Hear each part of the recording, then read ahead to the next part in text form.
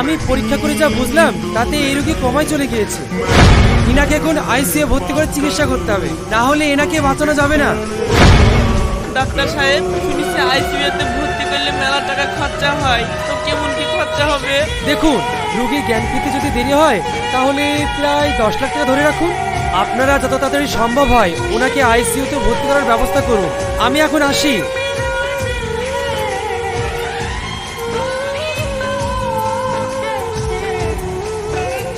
দেখ মা, তো এই অবস্থা, আমার কাছে তো এত টাকা নাই, তো তোরা কিছু টাকা দে।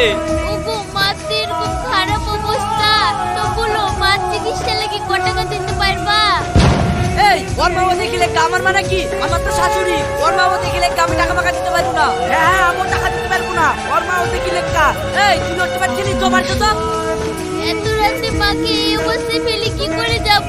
শোন, এখন যদি আমার সাথে না যাস সারা জীবন এইখানে বসতে হবে, কথাটা মনে রাখিস। হ্যাঁ তোকেও এখানে বসতে হবে, গেলে এক্ষুনি সূর্যে হাত আমার সাথে। ভাই আমাদেরকে ক্ষমা করিস, আমাদেরকে চলে যাওয়া ছাড়া আর কোনো উপায় নাই।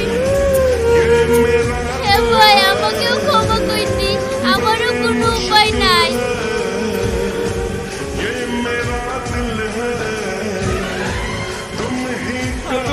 ওই রাতে সব টাকা দিতে পারবো না বলে আপন আপন চলে গেল, তো মার এত খরচা আমি কিভাবে করবো বলো তো?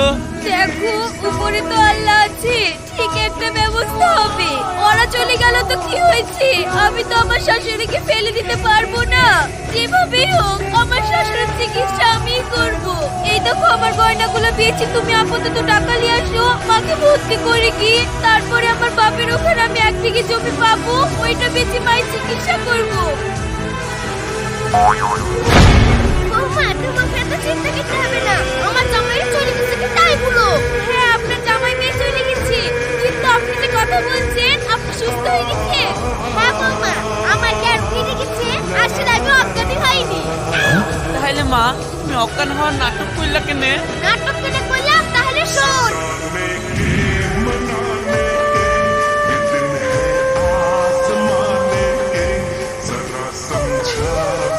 দাদি দাদি, তুমি এদিকে আসো। হ্যাঁ বল, কি বলছিস? দাদি, আমি এক্ষুনি শুনে আসনু তোমার 2 জামাইয়ে ঘরের মধ্যে আলোচনা করছে আজ রাতেই নাকি ওরা অন্য একটা চোরকে দি তোমার ওই গহনা সব চোরকে দিয়ে চুরি করে নিবে। আমি এক্ষুনি লেবু তুলতে গিয়ে শুনে আসনু। ভাই, আমার নিজের জামাই হয়ে আমার সোনাদানা চুরি করার প্ল্যান করছে, ওরা এত বেঈমান। তাহলে শুন, আমার জামাইরা যখন আমার সাথে এত বড় বেঈমানি করছে, তুই আমার কাছে আয়, আমি তোকে একটা কাজ দিচ্ছি। তাই আমি এটা মাহিমকে দিয়ে আমার সোনাদানা গুলো চুরি করার প্ল্যান করেছিলাম, আর আমি এটা অজ্ঞানী হইনি, যাতে জামাইরা এই সোনাদানা চুরি হয়ে গেছে বলে বাড়ি ছেড়ে চলে যায়, আর আমি এই সোনাদানা যাতে তোদের হাতে তুলে দিতে পারি। দাদি, আমি বাক্সলি চলে এসেছি। হ্যালো দাদি।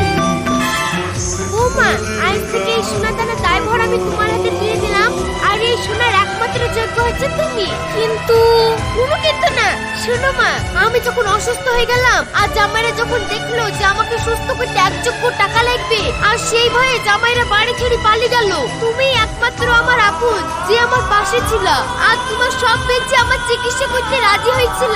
তাই আজ থেকে এই গয়নার আসল দাবিদার হলা তুমি। নাও ধরো। মা, এখন যখন সবাই জেনে গেছে যে এই গয়না চুরি হয়ে গেছে, এখন আর আপনাকে এই গয়নার জন্য কেউ বিরক্ত করবে না, তাই এই গয়না আপনার কাছেই রেখে দে।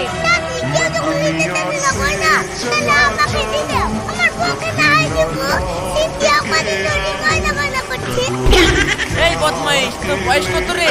আর চিন্তাকে থাম, তোকে দেখছি।